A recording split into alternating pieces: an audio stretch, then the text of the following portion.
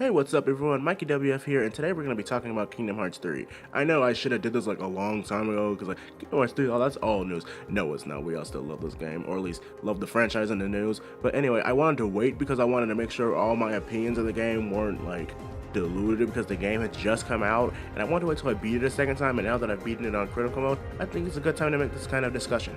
So this will be kind of a two-part thing. This part will be all about everything I love about Kingdom Hearts 3, and the other part will be what I didn't like / hated. But before we get started, make sure you hit the subscribe button and leave a like on the video, and make sure you tell me what you think about the game down below. Subscribe because we're going to be putting out one song every week for the whole summer starting May 21st. I'm excited, you should be too. Maybe there's a Kingdom Hearts song coming. Only way you'll know is if you subscribe.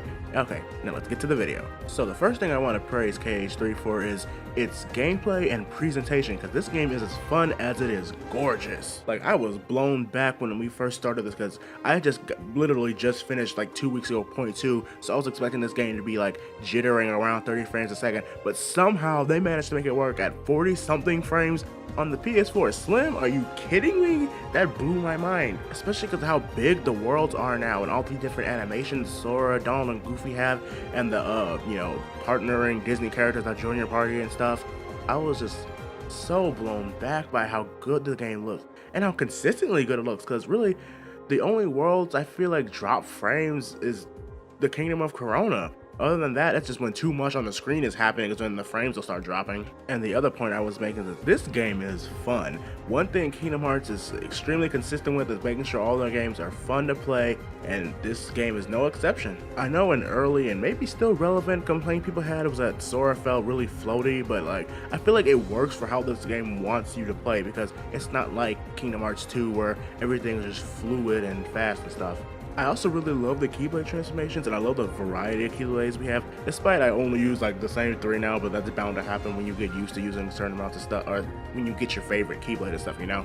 Ultimate Weapon is most definitely my favorite Keyblade, despite I hated the whole process of getting that thing. Like, I know this isn't supposed to be the complaining video, but like, I hate the gummy ships. I always have, and I don't like that you have to do like 6 mandatory bosses to get the Orichalcum Plus for the the Ultimate Weapon. But honestly, in the end, it was worth it because that weapon is awesome. Ultimate Form is Sora's coolest thing, even though I love Final Form, and I do prefer the dry forms compared to the Keyblade transformations, but Ultimate Form is so cool. I love that Ultimate Weapon turns into an actual sword, like, whoa. I also love the team up attacks you can do with your other partners and stuff. Like Donald Meteor is cool, Flare Force is cool, the Goofy Bombardier, however the fuck you pronounce that name, is the most clutch attack in the game. You'll know what I'm talking about if you watch my Monstropolis critical mode boss thing, because I died so many times to that fucking boss,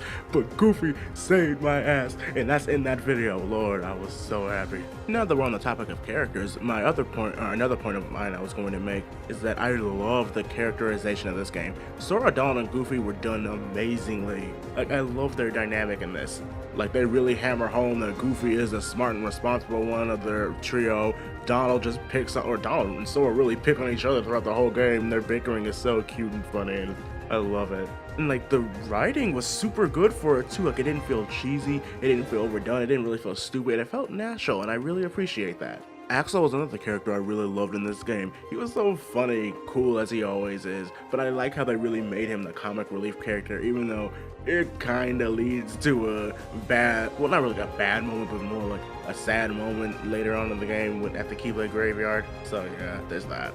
2 other characters I really enjoyed were Ansem and Xemnas. I like how their character arcs ended at their demise during this game. Like, I felt bad for, I almost felt bad for Ansem at the end when he's talking about he wanted to like go against the organization because he thought they were going to lose, or really he knew they were going to lose, but he realized at one point it didn't even matter and he was just going to accept the loss. I'm like, dang man, you should have, and then left and then joined the rest of the guys. But I mean, I'm sure they would have accepted you. They accept everybody else. And then Xemnas realizes that, oh crap, I had a whole team and I took them for granted. And then he realizes that deep down he actually did care about the previous organization's members, and he feels lonely because they're not there anymore. I'm like, now that did get me, because I like Xemnas. I never really cared about Ansem. Now, I don't know what they did to this game or to him in this game, but but there's something about KH3 Xemnas that is just so sexy to me. Like, his voice is amazing, and like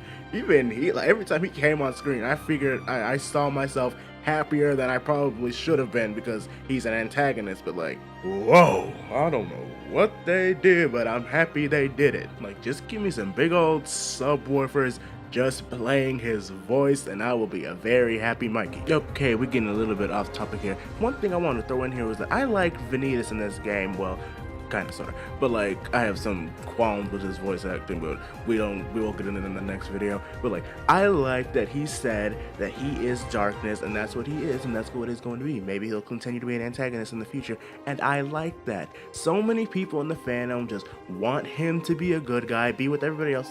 Why can't we have villains we like? Just because you all love him because he looks like Sora or he came from Ventus or something doesn't mean he has to be a good guy. It's perfectly okay with loving antagonists. I like him a lot.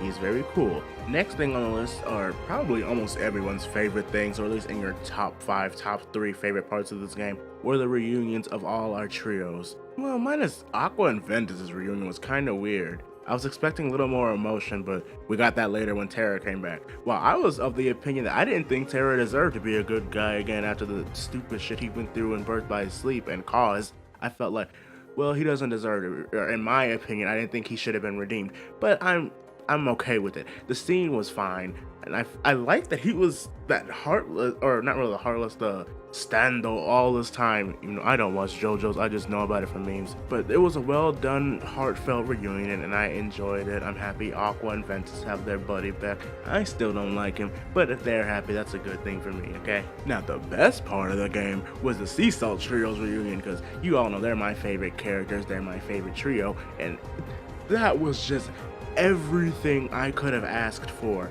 Seriously, like I started tearing up when Shion was there and trying to hit Sora, and then when Roxas said her name, I literally was like, those tears were just there welling up. Then when Roxas came back, it was over. I started crying right there. And then at that last cutscene with them when Shion was crying, and Axel started crying, and Roxas started crying, man, I was crying and shaking. It was so good. Thank you all, Square Enix, for that. That was the moment I needed in this game. Thank you. And that about does it for this video. Where it stands right now, I think Kingdom Hearts 3 is probably my second favorite Kingdom Hearts game. Like, I love it, but it does have its problems that we'll get into in the next video. Make sure you subscribe and click on it because I'm probably going to upload them the same day.